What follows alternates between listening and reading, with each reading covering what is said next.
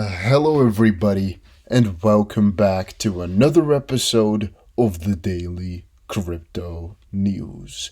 And yes, guys, we're still doing our amazing and huge 2000 XRP giveaway. And if you want to enter, all you have to do is make sure you press the like button, make sure you are subscribed, and make sure you comment something down below. That is it. You're automatically entered into the drawing, and let's get into the video. So, first article of today reads, former Ripple executive says banks need XRP after global settlement platform suffers major delay. Now, obviously, the slower and the more friction we see in our current system, the higher the necessity is for Ripple. I think anybody could logically reason it up in their heads, but it's now also being shown to us directly that there's just so much friction and so many small little problems that Ripple could be fixing or could make more streamlined, which is why the real necessity is popping up over and over and over. And now let's check out this. Corey Johnson posted that article on the New York Times. Banks can't make these changes by themselves. They need a third party to help. And we went over it and we kind of concluded that these banks, they can do a lot. And a bank could do a lot for themselves. They could get a lot done, yada, yada, yada. But in the end, they're just one small little party. And these banks will always be involved in a lot of different tasks. But the ultimate thing about what a bank does is the normal banking, right? What Ripple does is really this settlement. Ripple's really the intermediary being in the middle of everything. Banks, they've never really focused on that part too much, as there's no mutual trust between banks. Well, there might be some mutual trust, but it ends somewhere. And that's the difficult part with transacting with parties you don't really trust without a middleman like Ripple. That is that you either need to have a direct connection and a good one, or the one has to just rely on the other or something along those lines. Because let's say, for example, JPM Coin. If JPM Coin comes into play, right, and you're, for example, JPM Coin, I am a Dusty BC Bank, I don't want your JPM Coin, because really, we know from fiat now and we know from normal currencies that what JPM Coin is backed by is basically just the JP Morgan Bank. And same for dollars. We know it's just backed and kind of, supported just by the government. And so there's really nothing tangible right there, right? If you think about that. And with JPM, it's like, why would I want those coins that they have? They could literally scam me all the way broke, because why? I don't care about their company, if you guys get me, right? So you're going to need an intermediary to make sure every transaction is settled, every transaction is smooth. And also the other part is Ripple has already spent 8 years at least to really operate to really streamline their operations. And thus, if banks were to really start doing it heavily right now, they're at least 5 years behind. So it would definitely take a lot of time to get to that level. And I don't even think they could even get there if they wanted to. That's a little bit of my point surrounding all of this. Yeah, that banks will need XRP, in my opinion, is just too obvious. But first proposed in 2015 by the Swiss bank UBS Group AG and London-based blockchain R&D company Clearmatics, the payment project.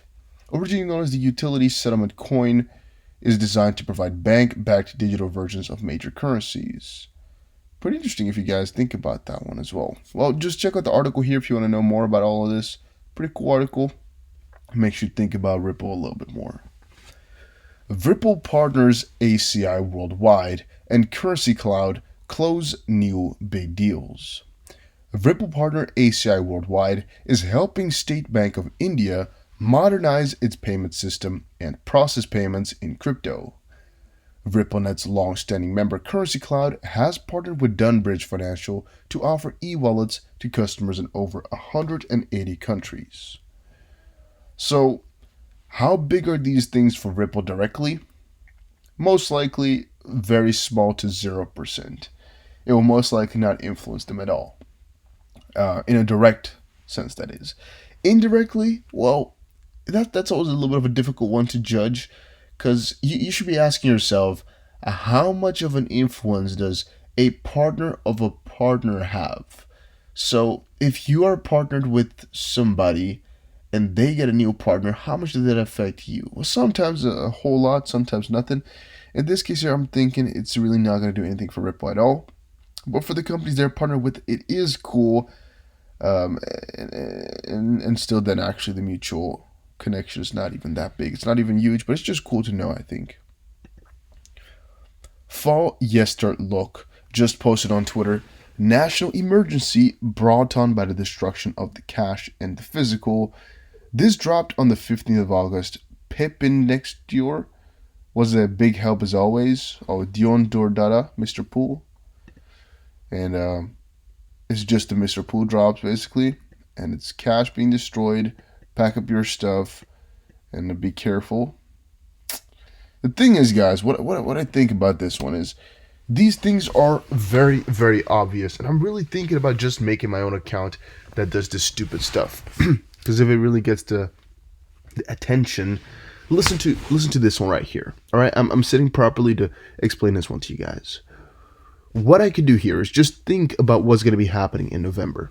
So there's a big election going on. Yeah.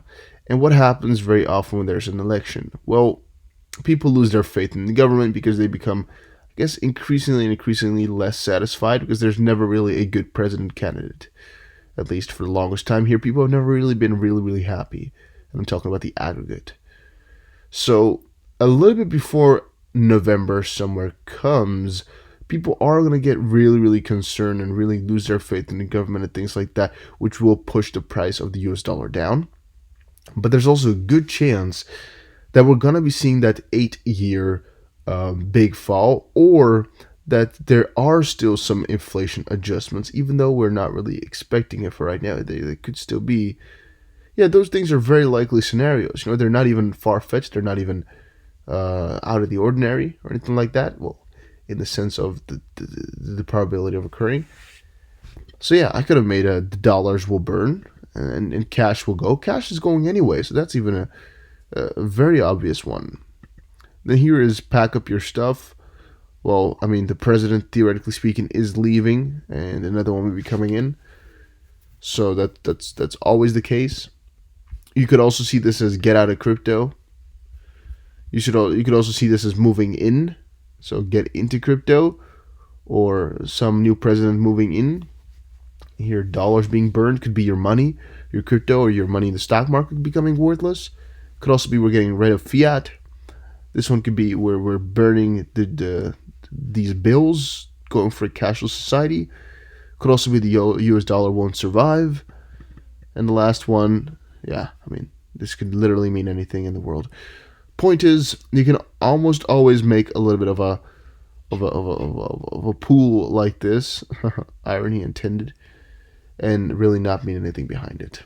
Yeah, was I just talking about presidential elections? Yes, I was. Whether it's Trump or Biden, America's policies on China will continue to shift dramatically. I'm just more and more amazed by what that connection is between the US and China right now. And I'm really intrigued on seeing how that's going to be rolling out and how that's going to be playing. Like, is it going to continue on like we expected it to? And what did we really expect? I'm growing more and more confused over the end result here, as everything's drawn out a lot further than I thought. And also, CBDCs are a more real thing than I could have ever imagined. I thought people would have quit those CBDC a long time ago, or really notice it probably won't do anything or something along those lines. But no, they're pushing and pulling through, and CBDCs are coming. It's a real thing, and it's just a matter of time. And I think that's also adding to a lot of this. And then, of course, the regulatory framework for crypto that still has not been built, who everybody expected like 3 years ago or something like that. Really crazy time, in my opinion, guys. Stellar Network, XLM, keeping the community connected and motivated. The latest happening in the Stellar Engineering talks is about analyzing historical trends on the Stellar Network in just a few seconds. In this talk, Debnil Sur, software engineer, explained how they were able to design a large-scale analytics pipeline but making use of the shelf tools. He also made live demonstrations for queries, which were about making and exploring the network easier than ever. This session is mostly about focus and on analyzing historical network trends and more. Sidney Ivergan, the crypto expert, tweeted, "Lumen's engineering talks are the most needed for those who are looking to develop their technical insights." Pretty damn cool, keeping the community involved.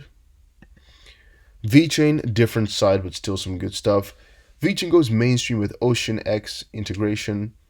OceanX Pay enables payments with VeChain for merchants who integrate its plugin. And OceanX Pay will enable payments with over 50 crypto, including many from the VeChain ecosystem. Pretty cool. And then the second thing, which is actually a lot bigger but a lot less spoken about, VeChain and DNVGL present VTrust to fight 19. VeChain is in cooperation with DNVGL VTrust, and they have developed VTrust to provide small and medium-sized hotels in China with immediate access to blockchain as a services. VTrust is a blockchain-based risk self-assessment application designed to improve security and risk management during and after CV. Whew. Well, yeah, that's again pretty damn cool. Guys, I was so excited to make my videos of today, but I think I'm going to leave it at that here. I'm so freaking tired as well. I don't know what's going on. I've been doing so much stuff. It's just really tiresome. I don't know what's going on. So I'm going to take a little bit of a chill pill here, taking it easy. It's going to be only this one for today.